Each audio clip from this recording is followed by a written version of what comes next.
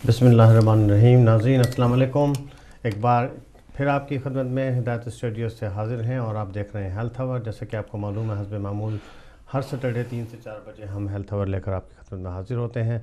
आज हम एक बहुत ही एक्सट्रीमली कॉमन प्रॉब्लम के ऊपर बात करेंगे, बैक पेन और जॉइंट पेन और आर्थराइटिस। अच्छा, इसके ऊपर बात करने के लिए हमने अपने बहुत ही सीनियर गेस्ट हैं, कंसल्टेंट डॉक्टर नसीर नकवी साहब को बुलाया है। तशरीफ़ रखते हैं स्टूडियो में, उनको इंट्रोड्यूस करवाते हैं। डॉक्टर नसीर नकवी साहब जो हैं वो एमडी हैं इंडिया से और जनाब एफआरसीपी हैं यूके में।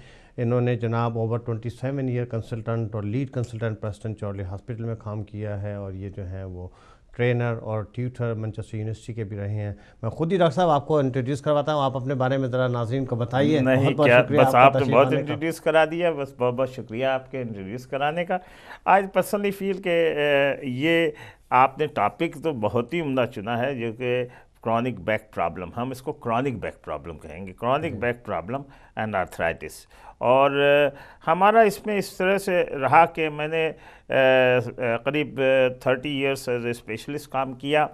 यूँ तो मैं जनरल फिजिशियन रहा और ओल्ड पीपल का काम किया, उसके अंदर तो बहुत ही ये प्रॉब्लम और कॉमन थी। लेकिन प्रॉब्लम बैक की कुछ ज़रूरी नहीं कि ओल्ड एज में हो, यंग एज से स्टार्ट हो जाती है। और हमको हर तरह का पेन दिखाई दिया, उतना का कि जिसके अंदर आदमी छोटा मोटा जो जनरली जीपीज़ के पास जाते हैं, फिर जीपीज़ उनको हॉस्पिटल में रेफ़र करते हैं, वो सीवियर बैक पेन होते हैं। कभी कभी वो back pain related to the disability stage पे आ जाते हैं और उनको फिर डिसेबल बना देते हैं। इस मारे उनको भी हमको डील करना पड़ता है। कभी कभी उनके अंदर मेडिकल ट्रीटमेंट ज़रूरत होती है, ड्रग से ठीक हो जाते हैं, एक्सरसाइज से ठीक हो जाते हैं, कभी कभी आपको एवं ऑपरेशन की ज़रूरत होती है।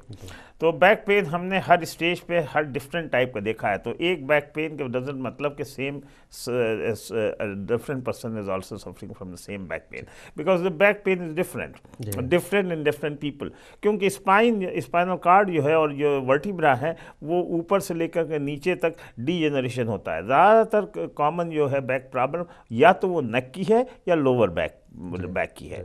नेक की भी प्रॉब्लम कॉमन है। नेक की भी प्रॉब्लम कभी कभी यंग एज में स्टार्ट हो जाती है और मैं उसको डिटेल में बात करूंगा जब मुझसे और गुफ्तगू आगे बढ़ेगी। लेकिन नेक की प्रॉब्लम बहुत कॉमन है और क्रॉनिक बैक प्रॉब्लम है। Acute back problem different entity है। Acute back problem is different thing, हम उसको कहते हैं और लिटरली वो कहा जाता है जो पेन मोर देन 3 वीक्स तक रह जाए बैक का, वो क्रॉनिक बैक है। जो पेन 1 दिन 2 दिन 6 दिन 12 दिन, तो वो एक्यूट बैक है। और acute backache is a different thing. Usually they disappear. If the pain stays and remains severe after 3 weeks, it becomes chronic and it comes to 2 stages. एक तो ये है कि आप उसके अंदर देखिए कि रेड फ्लैगिंग तो नहीं है, जिसको मैं कहता हूँ जो जीपीज बहुत कॉमनली यूज़ करते हैं। डेंजरस साइन तो नहीं है। डेंजरस के मतलब है कि कोई और खुदा न खास्ता खास बात नहीं है, जनरली नहीं होती, जनरली आर्थराइटिस ही होती है। लेकिन you have to be very careful if the pain specially middle age and old age में severe pain more than 3 weeks, you have to consult your own GP really and he will see you and advise accordingly। क्योंकि sometime only blood test require होते हैं, sometime blood test के साथ x ray require होते हैं, sometime x ray के साथ spine का CT स्कैन या MRI स्कैन रिक्वायर होता है। तो वो इंडिविजुअल GP इंडिविजुअल केस पे है, वो हर केस एक दूसरे से डिफर करता है। माइल्ड बैक पेन तो बहुत ही कॉमन चीज़ है। और सर्वाइकल पेन जो अभी डिटेल में बात होगी 1 मिनट में, वो सर्वाइकल पेन तो यंग एज में भी हो जाता है। और हमने तो ज़्यादातर सर्वाइकल पेन देखा है पीपल उनकी शॉर्ट नेक है, ओबेस हैं, विप्लैश इंजरीज हैं, heavy weight they carry on their head, और मैनुअल वर्कर हैं, उनको खासा ही कॉमन प्रॉब्लम आया। सब एक कॉलर आ चुके हैं हमारे साथ, बात को कंटिन्यू करेंगे। अस्सलाम वालेकुम। अस्सलाम वालेकुम। कौन सा? हेलो, कौन कहाँ से बोल रहे हैं? हेलो जी, आप लाइव हैं, बात कीजिए, नाम बताइए और सवाल कीजिए। अतीक बात कर रहा हूँ। जी, कहाँ से बोल रहे हैं अतीक साहब आप? क्या सवाल है? जी मैं मैनचेस्टर से बात कर रहा हूँ। जी जी जी, सवाल कीजिए sir. Welcome to our programme. क्या पूछना चाहते हैं, बताइए। मेरे बेटे की एक टांग जो है वो ब्लैक के तौर पर थोड़ी छोटी है। आपकी आवाज़ बहुत कम आ रही है। हाँ, मैं ये पूछना चाहता था कि मेरे बेटे की एक टांग जो है ब्लैक के तौर पर। आप ऐसा कीजिए अतीक साहब कि आप अपने टीवी का वॉल्यूम कम कर दीजिए, तो आपकी आवाज़ इंटरप्ट नहीं होगी, फिर हम आपको सही से सुन पाएंगे। ओके। अच्छा, कॉल ड्रॉप हो गई है। अच्छा डॉक्टर साहब, बात कर रहे थे बैक पेन, कहते हैं जी ये एक्सट्रीमली कॉमन प्रॉब्लम है। 60 to 80% जो है यूके की पॉपुलेशन जो है वो some time of their life they affected, और कहते हैं जी 23% ऑफ पॉपुलेशन जो है वो कहीं ना कहीं उनको बैक पेन हो रहा होता है। तो इतना एक्सट्रीमली प्रॉब्लम है डॉक्टर साहब। तो अब मैं आपसे ये पूछूंगा, 1/4 of the patient, 1/4 of the population suffer from the and the commonest cause of disability are unable to work in the UK, or I personally feel all over the world, is the back problem, where the people get the disability, unable to work, and that is a very serious thing which cost country quite a bit, really, doctor साहब हमारे नाज़रीन को खास simple अल्फाज में बताएं कि ये पेन आखिर इसके असबाब क्या होते हैं कमर के दर्द के। हम इसको लिंक करेंगे आगे अर्थराइटिस के साथ भी इंशाल्लाह, क्योंकि बैक पेन जैसे आपने कहा कि बैक पेन अर्थराइट मोस्ट कॉमन जो है स्पाइन में अर्थराइटिस की वजह से, गर्दन में अर्थराइटिस की वजह से, ये लोअर बैक का जो लंबर एरिया उसमें अर्थराइटिस, लेकिन मेन असबाब क्या होते हैं इसके ऊपर? बिल्कुल, बहुत अच्छी बात आपने हैदर भाई करी है कि क्या असबाब होते हैं। पेन का जो मेन रीज़न है वो 3 हैं इन द स्पाइनल पेन के। एक जो है कि जो बोन है स्पाइन की, उसकी प्रॉब्लम हो। एक जो है जो disc between the two vertebra जो डिस्क होती है उसकी प्रॉब्लम है। थर्ड जो है जो वेरियस नर्व रूट और स्पाइनल कार्ड आ रही है उनमें प्रॉब्लम है। तो ये 3 तरह के पेन होते हैं जो डिफरेंट टाइप के होते हैं। जो बोन पेन है तो बोन की डिजीज़ से होते हैं, जैसे मैंने लास्ट टाइम यहाँ पे खासा लॉन्ग डिस्कशन किया था। Osteoporosis causes the back pain because it is a bone disease, nothing to do with the joint, it is a bone disease, it causes whereas the arthritis between the one vertebra and another due to pressure, due to disc causing degeneration or softening, that causes the pain in the back. The third pain is that because of this arthritis, the new bones form, new things form which causes compression on the spinal cord or spinal root. तो उसके मारे shooting pain हो जाता है both back में, and sometime it goes into the leg, sometime it goes girdle like in the tummy or in the chest, which looks like some heart pain or abdominal pain, but they are really coming from the back really. So 3 तरह के pen हैं। अब क्यों हो जाते हैं? जो bone का पेन है उसका कॉमनेस्ट कॉज तो ऑस्टियोपोरोसिस है, स्पेशली फीमेल्स में। लेकिन जो आर्थराइटिस है between the spine, between the vertebra, वो कॉमन कॉज है ओबेसिटी है, ट्रामा है, heavy lifting or unusual way of lifting the things है, इंजरीज़ हैं, कभी कभी जॉब रिलेटेड प्रॉब्लम हो जाती है, कुछ जॉब्स में बैक में प्रॉब्लम स्टार्ट हो जाती है। और उसके बाद ये है कि अगर आपने ठीक तरह से एडवाइस नहीं ली, या आपको ठोकर लग गई, या आप गिर गए, या आपको चोट आ गई, उसके मारे उस वक्त पेन नहीं होगा, कुछ दिनों बाद पेन स्टार्ट हो जाता है, तो उस मारे बैक पेन स्टार्ट हो जाता है। और इसी तरह से सर्वाइकल जो बैक पेन है उसके अंदर मेरे ख्याल से सबसे common cause after the neck how it is align is when the age goes, it becomes arthritis common, plus the whiplash injuries in the drivers, motorbike or the car drivers, or the injuries, even minor injuries, because that is not arthritis pain most of the time. It is a small muscle fibers and ligaments which causes the pain. Sometimes it causes due to the arthritis or the cervical spine. तो most common जो है वो muscle pain, जैसे कि आपने कहा doctor साहब के मसल पुल हो गया, गिर गए, चोट लग गई, धक्का लग गया, या किसी को वजन ज़्यादा उठा लिया उसकी वजह से आपका मसल पुल हो गया, ये मोस्ट कॉमन होता है। उसके बाद जो है आपका, आपने कहा कि जी अर्थराइटिस की वजह से जोड़ों के अंदर। अच्छा, अर्थराइटिस के ऊपर बताएं, हम मेडिकल टर्म में यूज़ करते हैं डीजेनरेटिव चेंजेस या वियर एंड टियर, तो ये किन लोगों में ज़्यादा कॉमन होती है?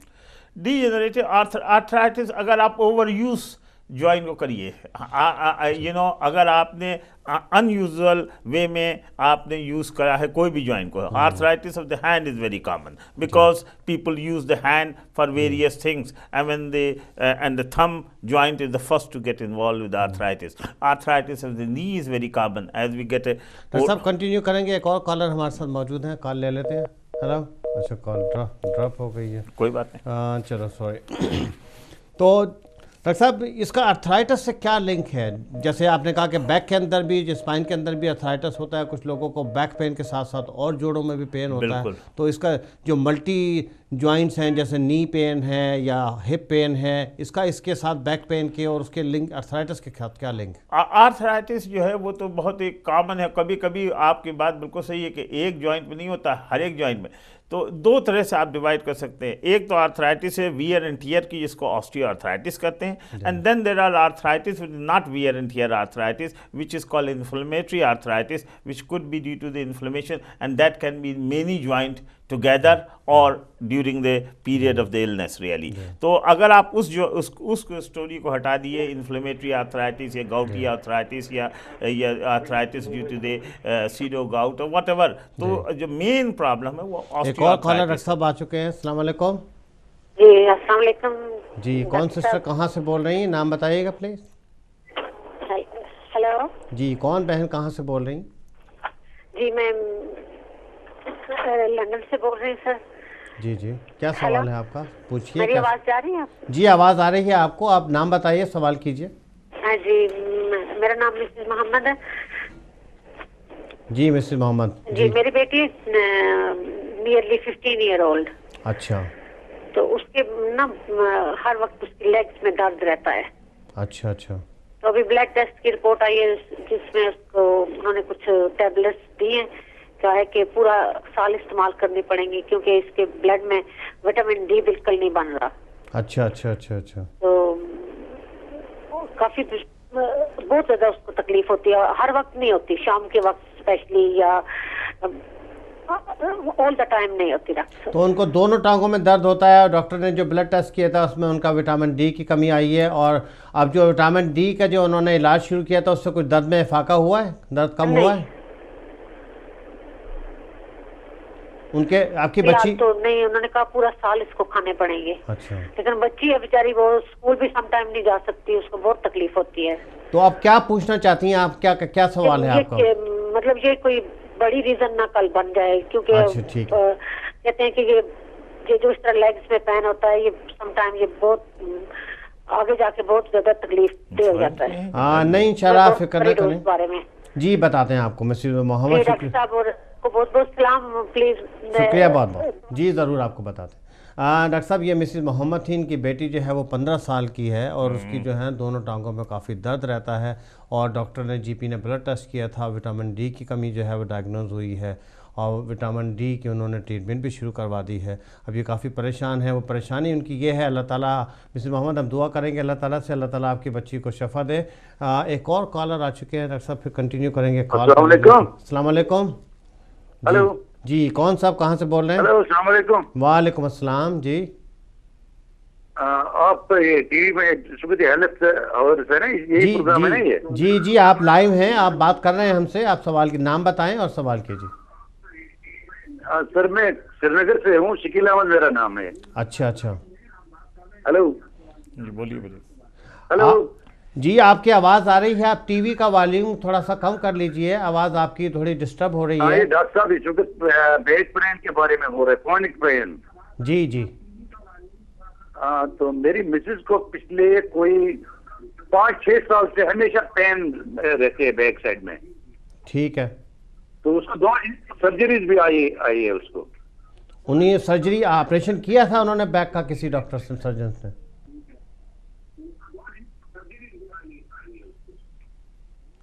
आप टीवी का वॉल्यूम कम कर लीजिए।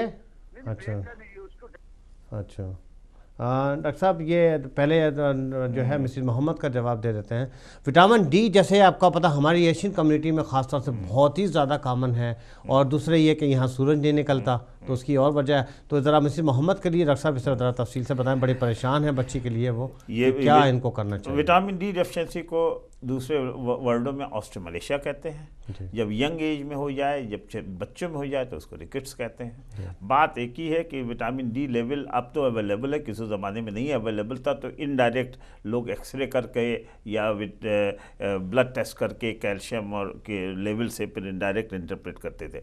अभी तो रेडिली अवेलेबल है, हर एक जीपीस को अवेलेबल, हर एक हॉस्पिटल में अवेलेबल है। और इसके दो एक्सट्रीम हैं। विटामिन डी डेफिशिएंसी जनरली या तो छोटे बच्चों या औरतों में होती है ख़ास तौर से जिनको विटामिन डी का एक्सपोजर ना हो, स्पेशली एशियन कम्युनिटी में, स्पेशली जो घर से नहीं निकलती या पर्दा करती हैं या बिल्कुल ही उनको एक्सपोजर सन का नहीं होता। और दूसरा एक्सट्रीम ओल्ड एज में है, जिसके अंदर वो नहीं निकलते, घर पे रहते हैं, उनको एक्सपोजर कम है due to arthritis, due to immobility, due to the lack of social interaction. अब इनकी प्रॉब्लम जो है मिसेस मोहम्मद की, I can see that she is worried about the daughter. हमको दो चीज़ें नहीं मालूम है कि विटामिन डी इनको मिल रहा है, उसके साथ कैल्शियम मिल रहा है कि नहीं मिल रहा है, कितने दिन से मिल रहा है। विद इन 4 वीक्स रिस्पॉन्स शुरू हो जाता है। Pain should start getting better in the 4 weeks time. ये नहीं है कि एक ही दिन में आपने पहले दिन इंजेक्शन लिया या 2 दिन में लिया, 4 वीक करीब लगते हैं बोन टर्नओवर को सब ठीक होने में। तो इंशाल्लाह अभी अर्ली है तो इनको विटामिन डी विद कैल्शियम लेना है, और डाइट में भी कैल्शियम की का अमाउंट अच्छा करना है। अगर पेन तब पर भी रहे तब इनको फिर she should try to contact her own GP and see further child specialist opinion. एक और कॉलर है डॉक्टर साहब। अस्सलाम वालेकुम। हेलो, अस्सलाम वालेकुम। अस्सलाम वालेकुम जी। जी, कौन साहब कहाँ से बोल रहे हैं? हेलो जी, कौन साहब कहाँ से बोल रहे हैं? अस्सलाम वालेकुम। वालेकुम अस्सलाम। वालेकुम, आप ऑन लाइव हैं? मैं नकवी बोल रहा हूँ स्कॉटलैंड से। अच्छा नकवी साहब, वालेकुम अस्सलाम। डॉक्टर साहब, मैं जरा केस मेरा थोड़ा सा लंबा है, मैं उसको जरा क्लियर करूंगा तो फिर आप प्लीज मुझे उसका बता दें। जी जी जरूर बताएंगे, आप सवाल कुछ। तो नकवी बोल रहा हूँ जी। जी जी जी जी आप अपने टीवी का वॉल्यूम कम कर लीजिए ताकि हमें आसानी से आपको भी सुनाई दे सके, हमें भी थोड़ा उसमें दिक्कत हो रही। तो बात यह है कि 3-4 साल पहले मेरे अचानक बाजू में ना चूंटियां ऐसी चलनी शुरू हो गई थी। अच्छा। हेलो जी जी सुन रहे हैं हम आपकी बात, बोलते रहिए। चूंटियां चलनी शुरू हो गई थी तो आहिस्ता आहिस्ता ना वो मेरी उंगली और मेरा थंब जो है ना वो सो गया था। अच्छा। तो मैं डॉक्टरों के पास गया यहाँ भी और 1-2 स्पेशलिस्टों के पास भी गया, उन्होंने बड़े तरीके से हर तरीके से इसको चेक भी किया। तो एक जो स्पेशलिस्ट थे उन्होंने कहा जी कि जो आपका नर्व है ना वो थोरक्स रीजन के जो वर्टिब्रा है ना उनके नीचे दबा हुआ है। अच्छा अच्छा। तो उन्होंने से इसका स्कैन भी किया, उसके बाद उन्होंने कहा जी कि इसका कोई इलाज नहीं हमारे पास ना हो सकता है। अच्छा। तो अब मेरा बाजू जो है वो कमजोर होता जा रहा है और मेरी जो दोनों उंगलियां हैं वो सोई हुई हैं और मुझसे अक्सर दाएं बाजू से काम भी बहुत कम होता है। तो क्या इसका कोई इलाज है? क्या मैं इसका कोई कर सकता हूँ इलाज? आपके पास आया तो प्लीज उसको बता दें, क्योंकि इसके साथ उन्होंने यही बताया था कि बाजू का बैठा होता है ना, पाँव के जो मसल है ना वो भी खिंच जाते हैं बाजू का, और कई दफा पेशाब की रुकावट भी हो जाती है। तो एज क्या है नकवी साहब आपकी? तो आपकी मेहरबानी होगी। Thank you. आपकी उम्र कितनी है नकवी साहब? मेरा ख्याल है ड्रॉप हो गई है तो। अच्छा मिसिज मोहम्मद, आपको डॉक्टर साहब ने बड़ा अच्छा जवाब दिया है और डॉक्टर साहब ने कहा कि विटामिन डी की कमी की वजह से बच्चों में कैल्शियम की भी कमी होती है। विटामिन डी या हमारे इंग्लैंड के अंदर ख़ास तौर से एशियन औरतों के अंदर जो पर्दा करती हैं या अपने आप को ज़्यादा ढांक कर रखती हैं, और दूसरे पे सूरज क्योंकि हमारे यहाँ नहीं निकलता उसकी वजह से विटामिन डी बहुत ज़्यादा कॉमन है। बच्चों में बहुत ही सीरियसली इस बात को लेना चाहिए क्योंकि विटामिन डी की कमी की वजह से कैल्शियम की कमी होगी, और अगर इन दोनों की कमी होगी तो फिर हड्डियाँ बहुत कमज़ोर हो जाती हैं और फिर हड्डियों के टूटने का, और जो डॉक्टर साहब ने कहा कि रैकेट जिसको कहते हैं वो बहुत सख्त बीमार होती है। तो जो आपके डॉक्टर्स हजरात ने विटामिन डी शुरू की है, आप अपने डॉक्टर से मशवरा करें फौरी तौर पे और मेक श्योर करें कि उनको कैल्शियम और विटामिन डी दोनों की कॉम्बिनेशन की टैबलेट और दवाइयाँ आती हैं वो खा रहे हैं। और अगर 4 हफ्ते से अंदर डॉक्टर साहब कह रहे थे कि अगर उसको बच्ची को इफाका दर्द में कमी नहीं हुई तो आप दोबारा अपने जीपी के पास जाइए और उनसे पूछें कि वो उस लेवल को रिपीट करें कि क्या उनको जितनी मिकदार विटामिन डी की कैल्शियम की मिलनी चाहिए कहीं कम डोज में तो नहीं मिल रही जिसकी वजह से लेवल आगे ऊपर नहीं हो रहा। लेकिन ये ऐसी कोई घबराने की बात नहीं, विटामिन डी और कैल्शियम की कमी जैसे ही पूरी होगी तो इंशाल्लाह उसके टांगों में दर्द का इफाका हो जाएगा। दूसरे ये कि यहाँ जब भी सूरज निकले इससे मौका ना ज़ाया करने दें, उसको बच्ची को धूप में ज़रूर बिठाएं क्योंकि नेचुरल विटामिन डी सूरज से हासिल होती है और सनलाइट में अगर वो बैठे तो उससे उसको बहुत फ़ायदा होगा। मैं उम्मीद है आपको जवाब मिल गया होगा। अच्छा, श्रीनगर से डॉक्टर साहब एक थे, पूरी तरह से तो उनका पता नहीं चल सका हमें, लेकिन वो ये कह रहे थे कि उनकी वाइफ हैं, उनको ओवर 5 ईयर से बैक पेन है और चूँकि काल चूँकि ड्रॉप हो गई थी, बात नहीं हो सकी, तो हाँ कुछ सर्जरी मेरा ख्याल क्रोनिक बैक पेन है, वो बता रहे थे कि ऑपरेशन भी कुछ हुआ, लेकिन डिटेल नहीं बता पाए कि ऑपरेशन क्या हुआ कि नहीं हुआ, लेकिन कुछ कह रहे थे। क्रॉनिक बैक पेन है, बहुत ही कॉमन है, और आई थिंक सो श्रीनगर में उनको इस तरह का अगर पेन है और डिसेबलिंग पेन है और बैक पेन है जिसके मारे वो है, और उनकी सर्जरी भी हो चुकी है, तो हमारे ख्याल से वो अपने लोकल वहाँ पे इंडिया के हिसाब से और श्रीनगर के हिसाब से she should get a spinal MRI and see a spinal surgeon, to be honest with you, क्योंकि इनको थोड़ा कॉम्प्लिकेटेड वाला है, ये इतना हो चुका है कि सर्जरी लगता है, जैसे वो बता रहे थे कि सर्जरी भी हुई है, अगर हुई है तब इनको they should try to really get into the spinal surgery. Spinal surgery India में ज़्यादातर ऑर्थोपेडिक पीपल करते हैं, where as in the UK there are special spinal surgeons as well and many other part of the world, because वहाँ पे neurologist भी, neuro surgeons भी करते हैं और ऑर्थोपेडिक भी करते हैं। स्पेशल स्पाइनल सर्जन बहुत कम यूनिट्स में आपको नज़र आएंगे। तो इस बारे में कह रहा हूँ कि आप लोकल श्रीनगर में ज़रूर होंगे जो ऑर्थोपेडिक पीपल जो कि बैक प्रॉब्लम या न्यूरो सर्जिकल पीपल जो डील करते हैं, और आपको इंशाल्लाह MRI स्कैन ज़रूर कराना चाहिए और ठीक एडवाइस होना चाहिए, क्योंकि मैं इसमें ज़्यादा नहीं बताना चाह रहा हूँ कि मुझको खुद नहीं मालूम है कि कितने हद तक ये ऑपरेशन हुआ है, कि स्पाइनल कॉर्ड कंप्रेशन था, नर्व रूट कंप्रेशन था, डिस्क प्रोलैप्स, ये मुझको नहीं मालूम है, तो इस मारे ज़्यादा मैं इसके अंदर नहीं करूँगा। ज़रूर इनको अपने लोकल स्पेशलिस्ट या लोकल डॉक्टर को दिखा करके आगे एडवाइस लेना। अच्छा, दूसरे कॉलर थे स्कॉटलैंड से मिस्टर नकवी साहब।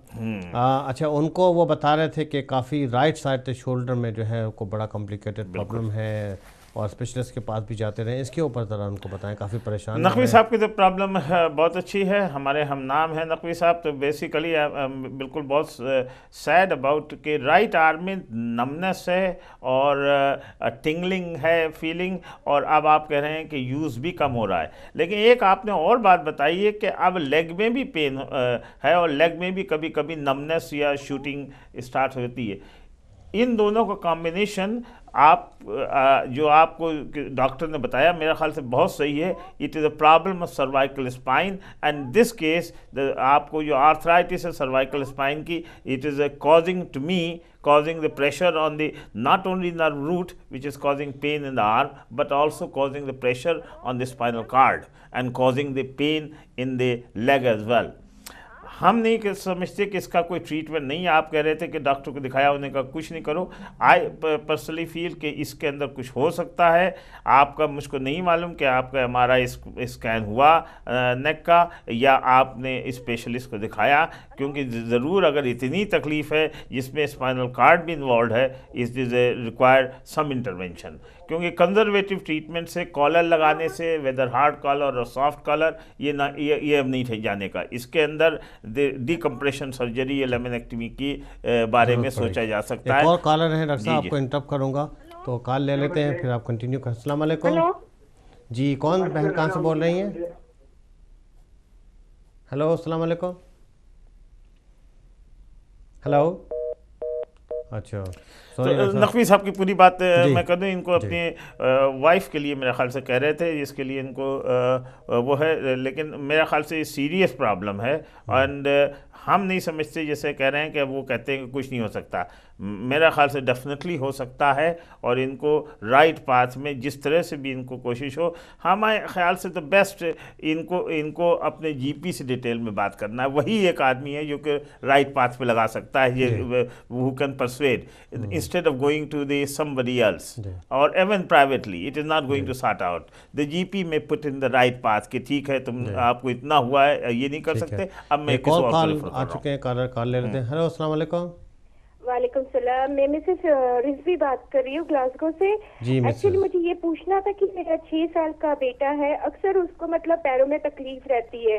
जब भी वो सोता है तो मतलब यही रहता है कि मम्मी मैं प्लीज आप मेरा पैर दबाए करके। जी जी जी। दूसरा क्वेश्चन ये है कि जब सुबह उठती हूँ तो मेरे जो हाथों की उंगलियां होती है वो मतलब मैं जब फोल्ड करना चाहूँ तो वो बराबर से बंद नहीं होती है, वो एकदम ही अकड़ जाती है एकदम।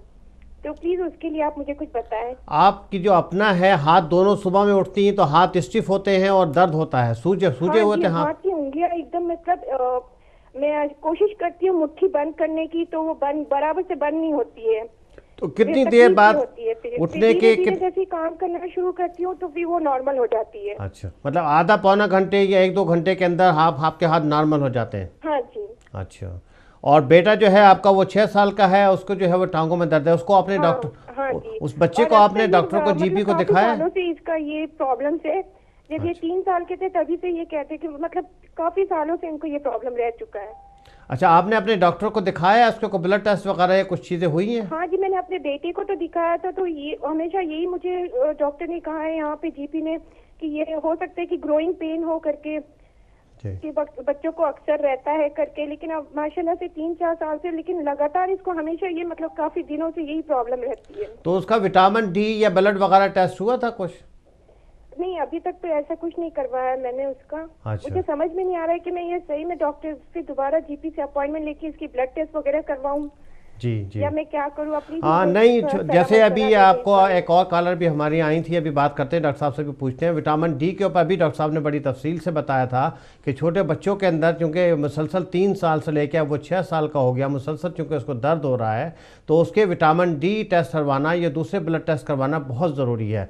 मैं आपको यही, बेटे के लिए तो यही मशवरा दूंगा कि आप जीपी के पास फ़ौरन लेकर जाएँ और उनसे कहें कि जी इसको स्पेशलिस्ट को रेफ़र करें, वो ब्लड टेस्ट वगैरह डिफरेंट करवाएं, पता तो चले कि आखिर क्या है। लेकिन जो टोडलर्स होते हैं 5-6 साल के बच्चों में ग्रोइंग पेन होता है, लेकिन ऐसा नहीं कि मुसलसल 3 साल की उम्र से शुरू हुआ और अब तक चल रहा है, तो उसमें डेफिनेटली उसकी फर्दर इन्वेस्टिगेशन और टेस्ट होना बहुत ज़रूरी है।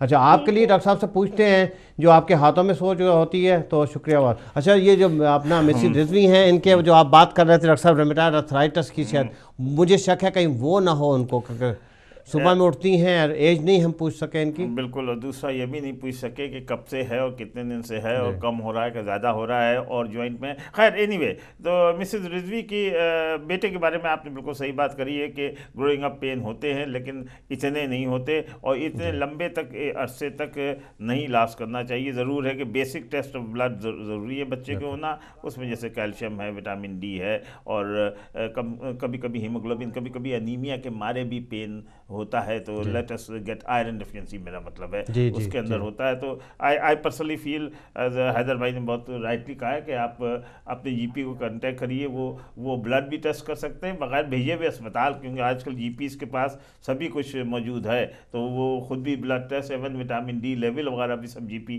के पास मौजूद है, सब वो करा सकते हैं। तो बच्चे को तो ज़रूर आप दिखाइएगा और इंशाल्लाह उसको उसकी डायग्नोसिस भी ठीक बन जाएगी और उसको थोड़ा सप्लीमेंट, चाहे कैल्शियम का, विटामिन डी का हो या आयरन का हो या व्हाटएवर, विल बी हेल्पफुल। आपका प्रॉब्लम ये उसको पेन इन हैंड है, whether it is a cramp alone और is it is and you know is it in both hands? If it is in both hands it is not the cramp, then it is a question is that is are you cooking, और आपको कुछ arthritis की problem या कुछ inflammatory arthritis जिसको कहते हैं, कोई ज़रूरी नहीं है कोई सीरियस बात हो, क्योंकि इन्फ्लेमेटरी आर्थराइटिस भी 2 तरह पे फिर है, एक है रोमेटाइड टाइप और एक है non rheumatoid type of arthritis. वो सेल्फ लिमिटिंग होती है, कभी कभी वायरस के चले जाने से, ख़ास तौर से रुबेला वायरस के, आपको आर्थराइटिस हो जाती है, जो कि कभी कभी 2-4-6 हफ्ते के बाद खुद ब खुद सबसाइड होने लगती है। तो मुझको ड्यूरेशन नहीं मालूम, इस बारे डिटेल में नहीं बता सकता, लेकिन कभी कभी वायरल और पोस्ट इन्फेक्टिव आर्थराइटिस आती है और गायब हो जाती है। और दूसरी बात है कि रोमेटाइड आर्थराइटिस और इन्फ्लेमेटरी आर्थराइटिस भी हो सकती है, लेकिन मुझको चांसेस लगते हैं कि रेयर डिजीज़ है और उसके अंदर मैं आपको मिसेस रिजवी परेशान नहीं करना चाहता। आपको ज़रूर देख लिए कि अगर दोनों हाथों में दर्द है, दोनों हाथ स्वलन है, ख़ास तौर से joint in between the joint, जो छोटी उंगलियां हैं उनके अंदर अगर स्वेलिंग है आर्थराइटिस के मारे, उनको मॉर्निंग में जब आप आयतती भी हैं और स्वेलिंग है, तब आप ज़रूर जीपी को दिखाइए। वो आपका रोमेटाइड फैक्टर और ब्लड टेस्ट ESR और CRP करके आपको दिमाग को भी रेस्ट कर देगा, और उसके अंदर फिर ज़रूरी नहीं है कोई सीरियस बात हो, मेरा ख्याल से भी नहीं है, तो don't take it very serious really. हाँ, अच्छा डॉक्टर साहब, हम बात का एक और कॉलर मौजूद है। अस्सलाम वालेकुम। हाँ जी, अस्सलाम वालेकुम। मैं दोबारा हाजिर हुआ जी, नकवी स्कॉटलैंड से। जी नकवी, वो मेरी कॉल कट गई थी तो मैं बात पूरी नहीं कर सका। जी हेलो जी सुन रहा हूँ मैं आपकी, बोलिए सर। तो सर बात ये है कि मेरी उम्र 58 है। जब पहली दफा न्यूरो स्पेशलिस्ट के पास गया था तो उसने मुझे कहा था कि इसका मेरे पास इलाज नहीं है, मैं आपको सर्जन के पास भेज देता हूँ। तो जब उन्होंने सर्जन के पास भेजा तो सर्जन ने मुझे ये कहा था कि आप मेरे पास क्यों आए हैं, ये तो मेरा केस ही नहीं है, लेकिन फिर भी अगर आप चाहते हैं तो मैं आपका ऑपरेशन कर देता हूं। तो मैंने कहा अगर आपका केस नहीं है तो फिर ऑपरेशन इसका क्या करेंगे। तो जब आपका ये केस ही नहीं है तो मैंने फिर ऑपरेशन नहीं करवाया उनसे। लेकिन ये मेरा जो दर्द है और मेरी उंगली जो सोई हुई है वो बदस्तूर चल रही है। ऐसे ही रात को जब सोता हूँ ना तो उस वक्त ये बाजू पूरा सो जाता है और इसकी वजह से ना मुझे काफी तकलीफ होती है। नकी साहब ये बाजू का कहाँ? तो वैसे नर्व स्पेशलिस्ट ने तो जवाब दे दिया था, लेकिन सर्जन ने कहा कि जब मेरा केस ही नहीं है तो मैं इसका क्या करूंगा। तो फिर मैंने ये सोचा कि मैं फिर ऑपरेशन नहीं कराता इसका। अच्छा, एक दो सवाल आपसे पूछे नकी साहब, आपका जो हाथ है, हाथ आपका कौन सा हिस्सा, किस जगह, बाजू से नीचे या कहाँ से हाथ होता है आपका? ये कोनी से नीचे जो हिस्सा है ना, ये कोनी से नीचे जो हिस्सा है ये कमजोर है। अच्छा। और मेरी उंगली जो शहादत की उंगली और थंब जो है ना जी, थंब और शहादत की उंगली जो है ना ये ऊपर टिप जो है इनकी ये सो गई हुई है। इसमें अब बहुत कम एहसास होता है, सेंसिटिव नहीं है इतनी। अच्छा, और बाजू जो कोनी से नीचे है ना वो इसमें दर्द रहती है।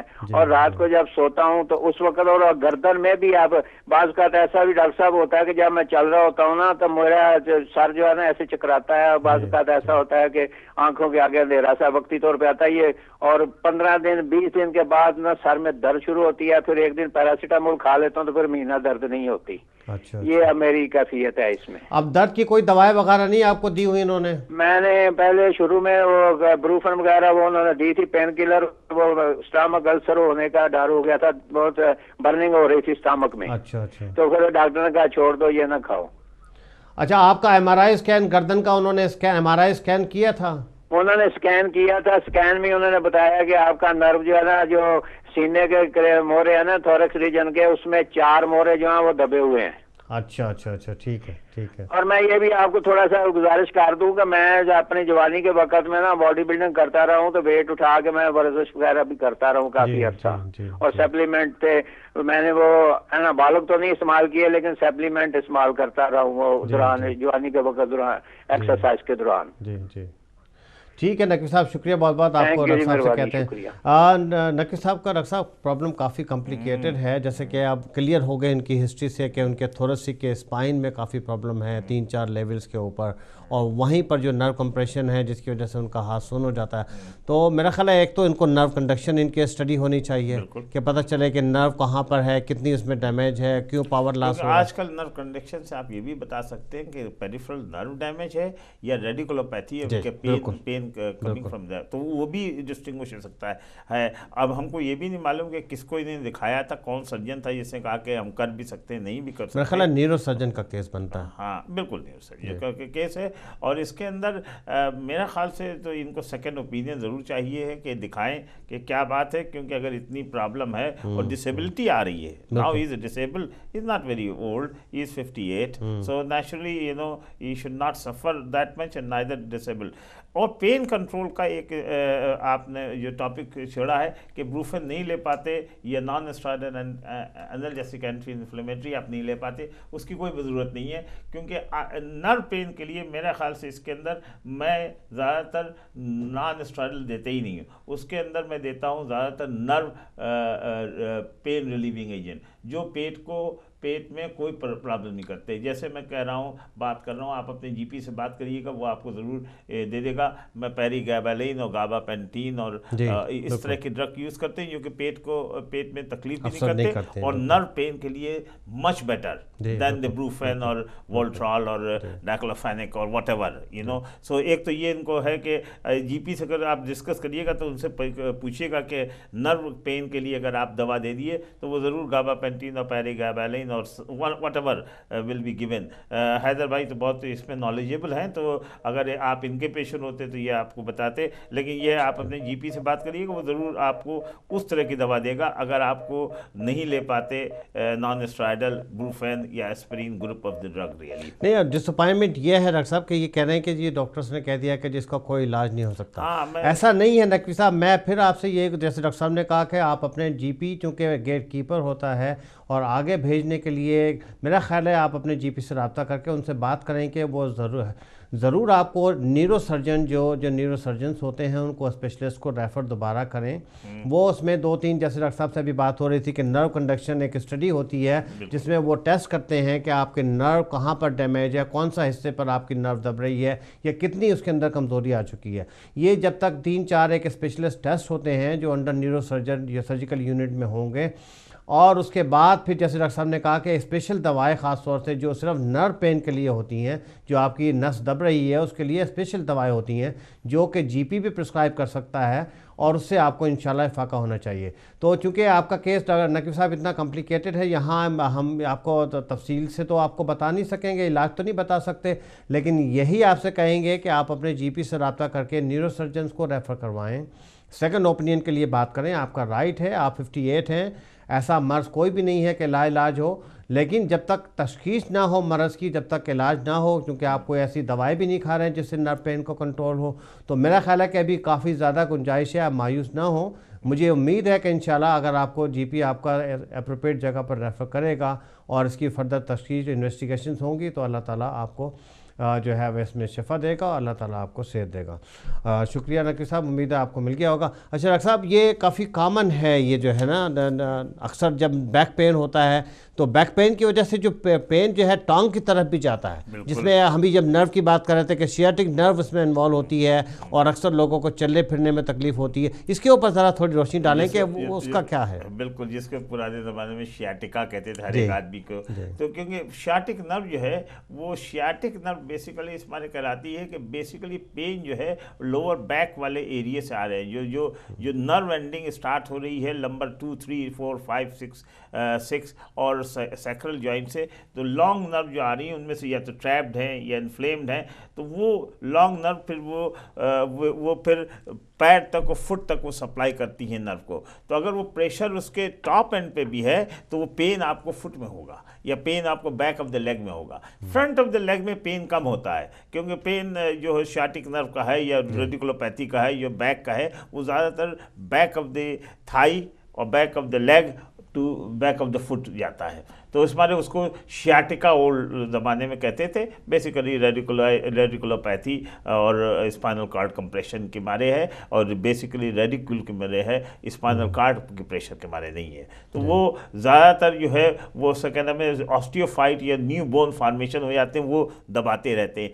या कभी कभी वो जो डिस्क होती है वो प्रोलैप्स हो जाती है, वो दबा देती है उसको क्या नाम है नर्व रूट्स को, जिसको नर्व रूट कहते हैं उसके अंदर। अच्छा डॉक्टर साहब, ये बताएं कि ये बैक पेन इतने पॉपुलेशन, जैसे आप कह रहे थे कि 30% से ज़्यादा पॉपुलेशन जो है से अफेक्टेड है, एक्सट्रीमली कॉमन प्रॉब्लम है, तो हमारे नाज़रीन के बताएं इससे कैसे वो बच सकते हैं, क्या ऐसे इक़दाम लें कि जिसकी वजह से बैक पेन से और बैक के आर्थराइटिस से बचा जा सके। बिल्कुल, कुछ चीज़ें तो भाई कोई चीज़ें तो आप नहीं बचा सकते, जैसे ये है ageing is a process, and जैसे आप ओल्ड होते जाएंगे वैसे ये प्रॉब्लम ज़्यादा होती जाएगी। तो आपको मशीन पुरानी हो रही है तो कहते हैं, मैं अक्सर अपने पेशेंट से कहता हूँ कि जी यहाँ यूके के अंदर अगर 3 साल पुरानी गाड़ी हो तो एमओटी करानी पड़ती है, अब तो आप 50 साल या 70 साल के हो गए तो अब तो ठोका ठोकी करवानी पड़ेगी।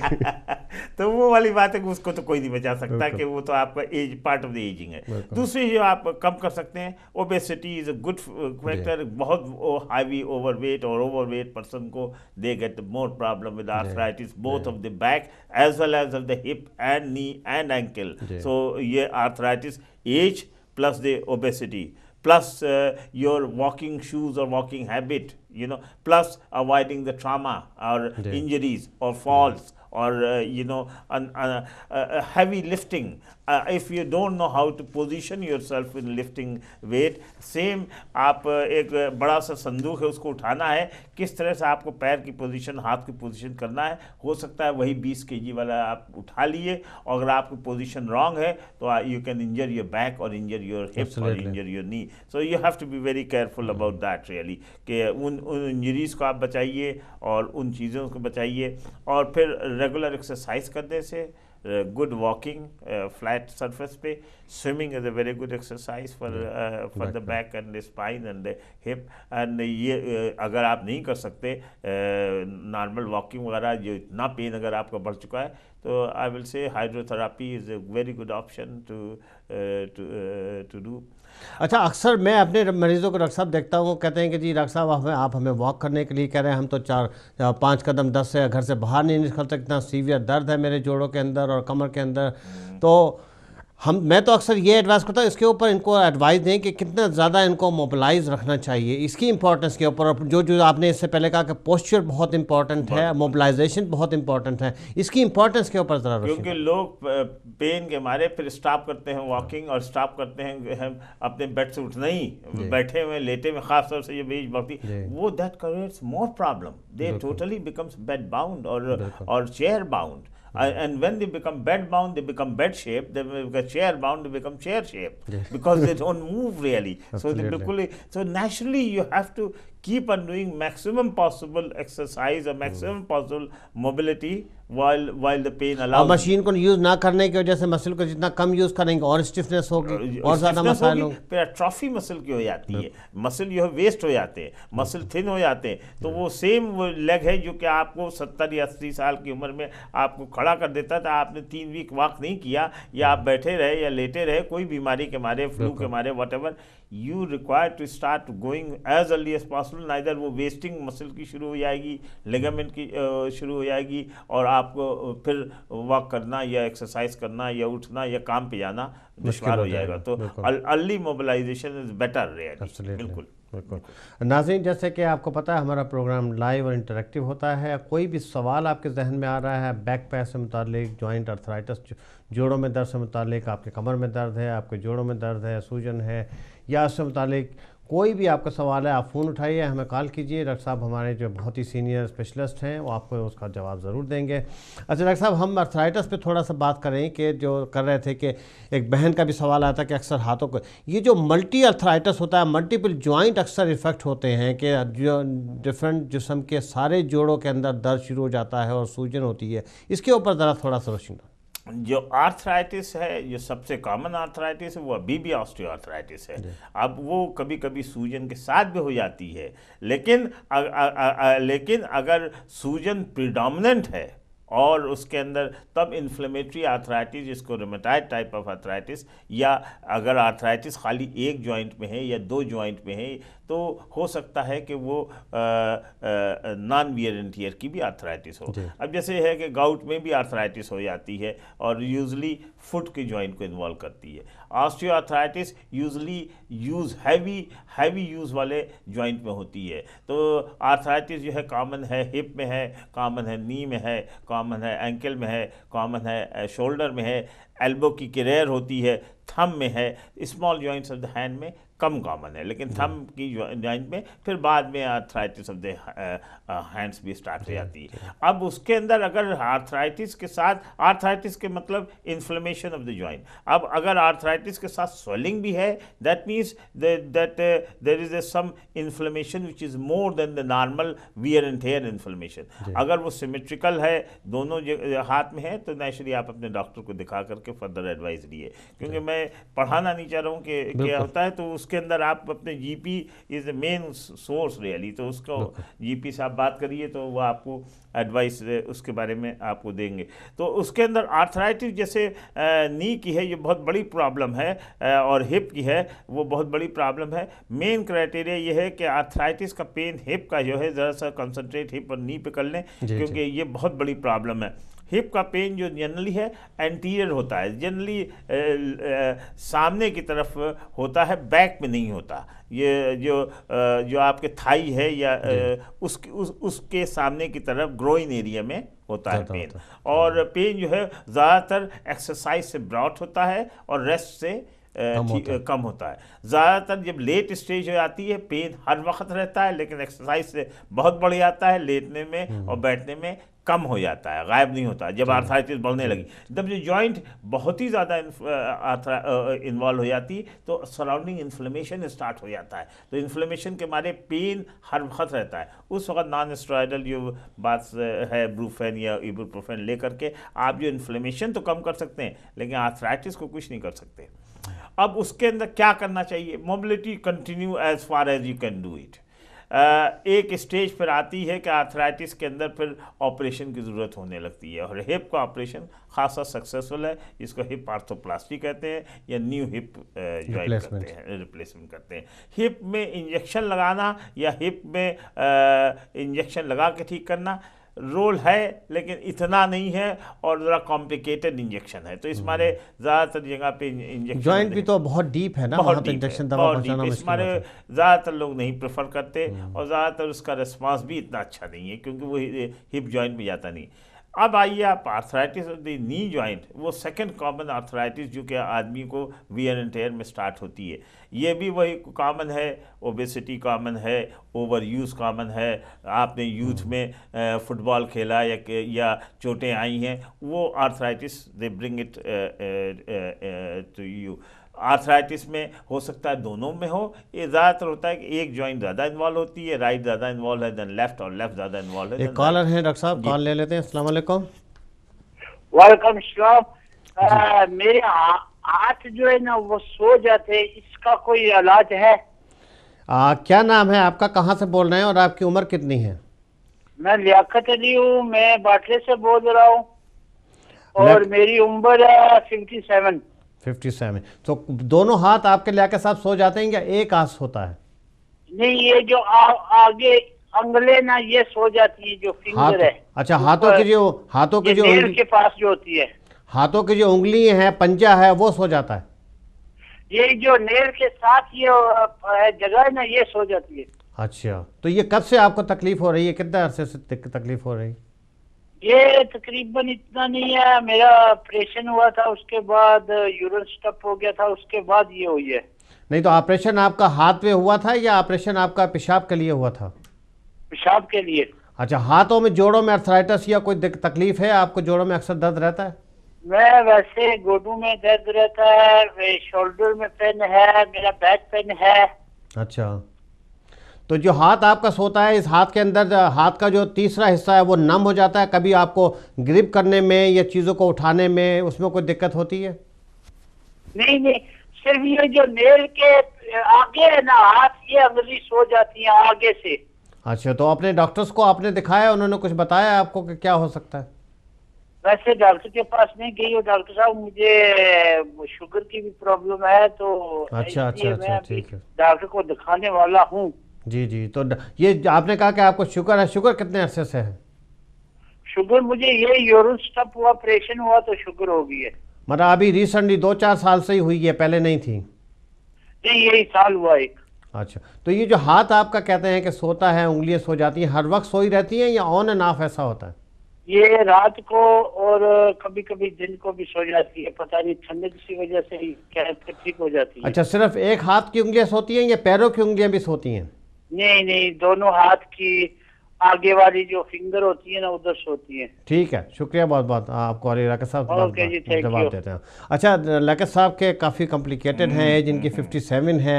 सबसे जो ज़्यादा लिंक मुझे लगता है डॉक्टर साहब इनका जो है वो डायबिटीज़ है इनको, तो और उंगलियां अक्सर होती हैं, फिर आप वो बता रहे हैं कि इनको मल्टी जॉइंट अर्थराइटिस भी है, बैक में और जोड़ों में भी दर्द है, तो ज़रा बताएं कि ये क्या इनका करना चाहिए? मेरे ख्याल से आंसर आप ही ने दे दिया है, तो मैं क्या इसमें ज़्यादा और डालूं कि लियाकत भाई आपको आर्थराइटिस है and with that you get numbness in the tip of the finger. It is a common problem of the numbness of the tip of the finger is due to the late diabetes related. Diabetes में कभी diabetes तो आज आपको discover हुई है, लेकिन उसके पहले शुगर अप एंड डाउन थी लाइफ में, और उसके हमारे नर्व जो है एंडिंग जो है वो थोड़े से इन्वॉल्व हो जाते हैं, और इसको हम सब कहते हैं पेरिफेरल न्यूरोपैथी, और in early stage it is just inflammation of the nerve, और वो उसके हमारे टिंगलिंग नमनेस फुट में भी होती है और खासे लोगों को हैंड्स में भी होती हैं, और ये आपके बहुत क्लासिकल सिम्टम है नमनेस के, जो कि टिप ऑफ द फिंगर में होते हैं. कभी इसके अंदर ये है कि डायबिटीज़ कंट्रोल बेटर हो, या कभी विटामिन डेफिशिएंसी के मारे बी कॉम्प्लेक्स के मारे लेने से वो बेटर हो जाती है. ऐसी बात नहीं है. B1, B6, B12 के इंजेक्शन भी होते हैं, उसके अलावा टैबलेट भी, क्योंकि विटामिन एब्जॉर्प्शन नॉर्मल पीपल में बी कॉम्प्लेक्स का बहुत अच्छा है, क्योंकि वाटर वाटर सॉल्युबल विटामिन है। तो इस मारे कोई ज़रूरी नहीं है क्यों, अगर आप इंडिया पाकिस्तान में जाइए तो ज़्यादातर वो इंजेक्शन ही देते हैं, लेकिन यहाँ पे ज़्यादातर डॉक्टर जैसा जीपीज़ मेरे ख्याल से यहाँ पे ज़्यादातर टैबलेट ही देते हैं, इंजेक्शन बहुत रेयर है इन चीज़ों में यूज़ करना। डायबिटीज़ कंट्रोल ठीक कराइए, डायबिटीज़ की दवा आप क्या खा रहे हैं उसको देखिएगा। शुगर अगर बहुत ज़्यादा कंट्रोल है, फ्लक्चुएटिंग है, तो उसको अंडर कंट्रोल कराइए, उससे आपको फ़ायदा होगा। मैंने जैसे लास्ट कॉलर को बात करी थी कि कभी कभी अगर पेन बहुत ज़्यादा है, मैं नहीं कहता कि मेडिसिन आप खाइए, तो अपने जीपी से बात करिए, हो सकता है आपको वो दवा दे जो कि ये स्टिंगलिंग नमनेस अगर आपकी बहुत ज़्यादा है और बहुत ज़्यादा लाइफ की डिस्टर्बेंस कर रही है या पेन बहुत ज़्यादा है, तो आपको दवा दे करके वो कंट्रोल कर सकते हैं। जी, ये डॉक्टर साहब बड़ी अच्छी आपने इसके ऊपर रोशनी डाली। ये बहुत कॉमन है क्योंकि डायबिटीज़ हमारे कम्युनिटी में बहुत ज़्यादा कॉमन है, और डायबिटीज़ की वजह से अगर मुसलसल, चूँकि कुछ लोगों का डायग्नोज तो नहीं होती, अंडरलाइन चल रही होती है। हम लास्ट वीक भी डायबिटीज़ से बात कर रहे थे तो ये जिक्र कर रहे थे कि जी डायबिटीज़ अंडरलाइन कई सालों से चल रही होती है, लेकिन अचानक से कोई सिम्टम बाज़ औक़ात नहीं होते, और जब डायग्नोज होती है तो नर्व्स एंडिंग्स वगैरह पर भी डैमेज कर चुकी होती है। तो लियाकत साहब आपको जवाब मिल गया होगा। डॉक्टर साहब ने यही कहा कि जी 3-4 चीज़ें इसमें आपको करना चाहिए। आप अपने जीपी से रब्ता करके डायबिटीज़ की कंट्रोल को जो है वो मैक्सिमाइज़ करें, ताकि ये diabetes should be maximum control. उसकी दवाएं वगैरह हैं, कुछ ख़ास तौर से स्पेशल दवाएं आती हैं जिस डायबिटीज़ की वजह से आपकी जो नर्व की जो एंडिंग्स हैं उनके ऊपर डैमेज आ रही है, तो स्पेशल दवाएँ डॉक्टर साहब बता रहे थे कि आती हैं, वो आप अपने डॉक्टर से बात करें तो वो ख़ास तौर से ऐसी दवाएँ दे सकते हैं जिसकी नर्व जो आपकी सेंसिटिव इफेक्ट हैं उसके पेन के लिए होती हैं ख़ास तौर से, तो वो आपके डॉक्टर आपको प्रिस्क्राइब कर सकते हैं। बाकी यह है कि हम आपसे अल्लाह ताला से दुआ करेंगे, अल्लाह ताला आपको सेहत है, परेशान होने की कोई ऐसी बात नहीं, इसका इलाज मौजूद है। लेकिन यह है कि 2-3 चीज़ें करें, आप ब्लड टेस्ट करवाएं। भी डॉक्टर साहब कह रहे थे कि विटामिन B12 की बहुत कमी की वजह से भी ऐसा पिन्स एंड नीडल्स इस तरह के सिम्टम्स आना शुरू हो जाते हैं, तो चंद ब्लड टेस्ट करवाएं जिसमें विटामिन B12 है, आयरन का लेवल है, खून की कमी है, और डायबिटीज़ का टेस्ट, कि डायबिटीज़ आपकी मुकम्मल तौर पर कंट्रोल है या नहीं है, तो ये बहुत इंपॉर्टेंट है।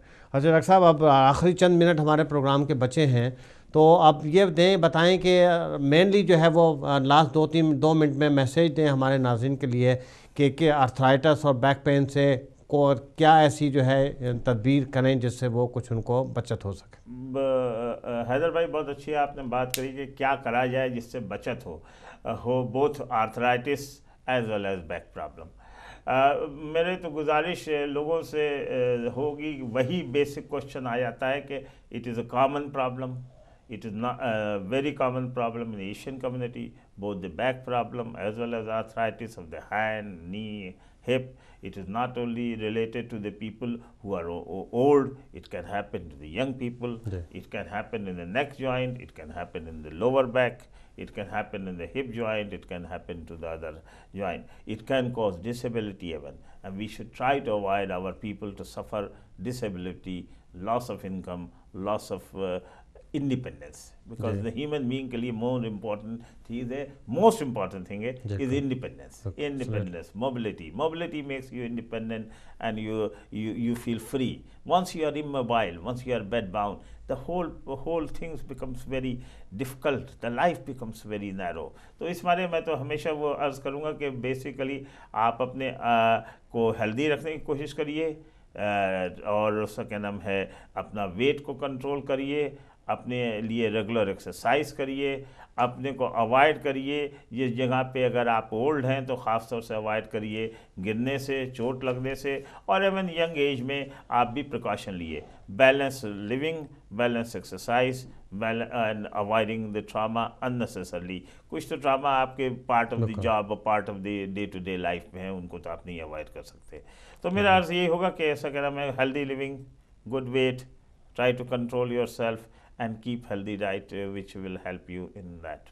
शुक्रिया डॉक्टर साहब, बहुत बहुत हम आपके मशकूर हैं कि आप स्टूडियो में तशरीफ़ लाए और आपने अपना बहुत कीमती टाइम से हमारे नाज़रीन के लिए जो है बहुत ही अच्छी बातें की, और उम्मीद है नाज़रीन आपको हमारा प्रोग्राम बहुत पसंद आया होगा। मैं आपकी आसानी के लिए थोड़ा सा प्रोग्राम को, जो आज चंद डॉक्टर साहब ने बहुत ही सीधा बातें बताई हैं, आपको ज़रा समराइज़ करके कह दूं। डॉक्टर साहब इंशाल्लाह आइंदा भी आपको इस प्रोग्राम में बुलाएंगे, और हमारी यही दरख्वास्त है कि आप हमारी कम्युनिटी के लिए इतना नॉलेज है, आपको इतने बड़े स्पेशलिस्ट हैं, तो आप थोड़ा सा टाइम दिया करें ताकि हमारी जो है वो कम्युनिटी को आपकी नॉलेज से जो है वो फ़ायदा हो। तो नाज़रीन आज हम बात कर रहे थे अपना बैक पेन और आर्थराइटिस के ऊपर। डॉक्टर साहब ने ने बहुत ही इंपॉर्टेंट बातें की थी कि क्योंकि चंद चीज़ें मैं आपको समराइज़ कर दूं। अर्थराइटिस बैक के अंदर या जॉइंट के मल्टीपल जॉइंट्स के अंदर जो आपकी वियर एंड टियर जिसको कहते हैं, या जिसकी वजह से आपकी जॉइंट की उम्र के साथ साथ जो तब्दीलियाँ आना शुरू होती हैं, उसको तो डॉक्टर साहब कहते हैं हम नहीं रोक सकते, क्योंकि वक्त गुजर रहा है और वक्त को कोई नहीं रोक सकता, तो उम्र तो बढ़नी है।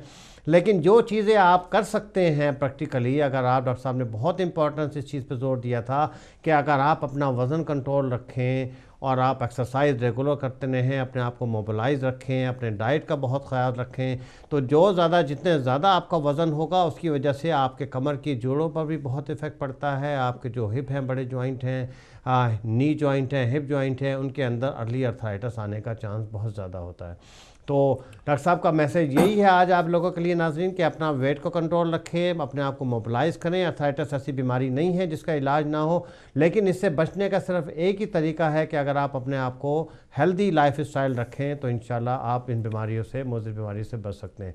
इसी के साथ आपसे इजाज़त चाहूँगा नाज़रीन, अगले सैटरडे तक के लिए इजाज़त दीजिएगा। अपनी दुआ में बहुत याद रखिएगा और अपना बहुत सा ख्याल रखिएगा। शुक्रिया, बहुत बहुत खुदा।